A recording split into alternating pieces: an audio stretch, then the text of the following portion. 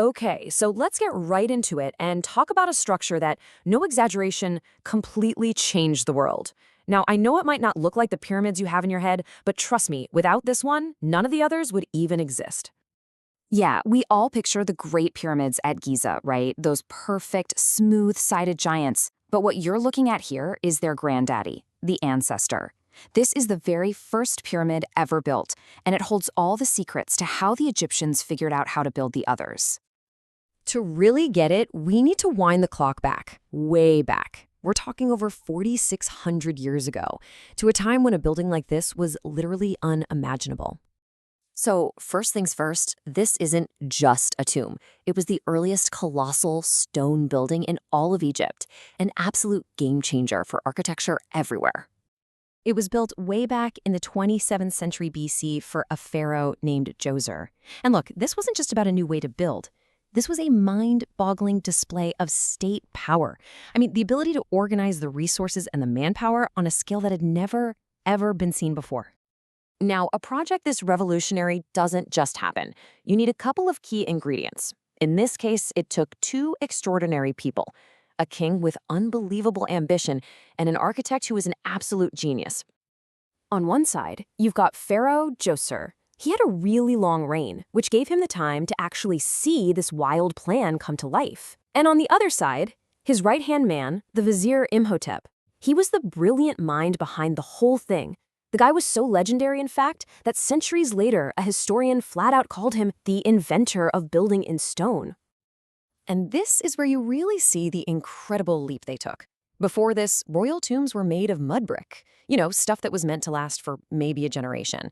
Imhotep's vision, that was for eternity. He wasn't building a tomb, he was building a permanent mountain of stone.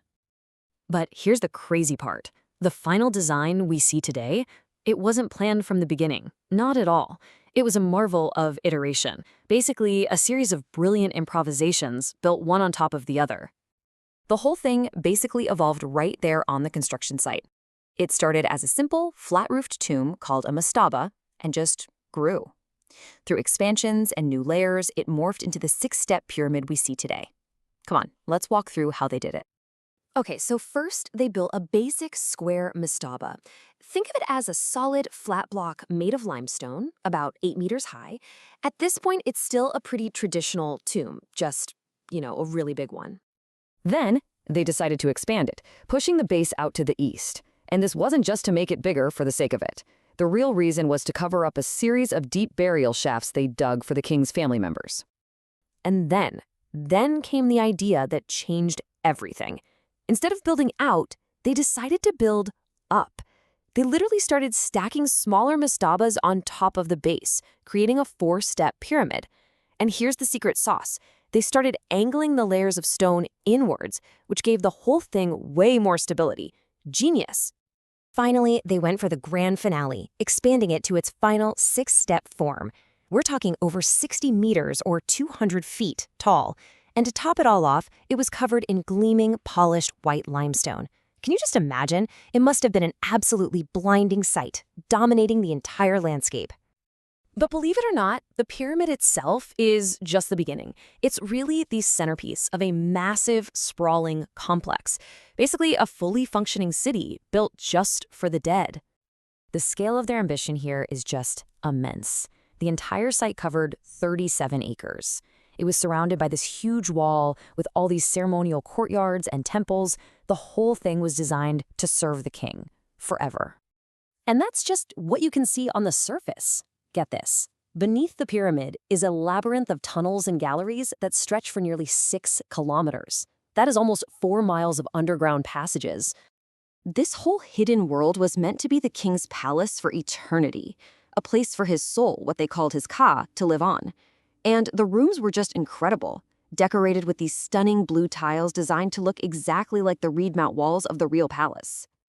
So the crucial point here is that this entire underground network had nothing to do with the living. It was all built to make sure the king had absolutely everything he could possibly need for a spectacular afterlife, from rooms for his family to huge storerooms packed with over 40,000 stone vessels. Incredible. Djoser's pyramid didn't just end up as a standalone marvel. No, it created the template, the very blueprint that would go on to define Egyptian civilization for centuries. Djoser's project literally set the stage for every single pyramid that came after it. All the skills, the way they organized the labor, the architectural breakthroughs, it all happened here first. This was the foundation that led directly to the perfection of the form at Giza. You can see it so clearly here. Djoser's pyramid was that essential first step. It was the prototype, the test run, that made the unbelievable scale of the Great Pyramid of Khufu even conceivable. And that really is the main takeaway. The mind-blowing innovations in engineering, the sheer ability to organize a workforce on that scale, and this whole new religious idea of a stone monument for eternity, it all started right here, at Saqqara.